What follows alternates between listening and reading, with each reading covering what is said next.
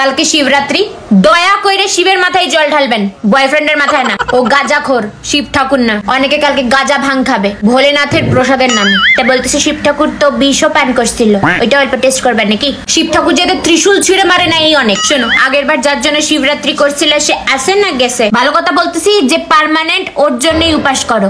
বেকার উপাস করে অন্য কারোর হবুবারের আয়ু বাড়ানোর তোমার কি ঠাকা?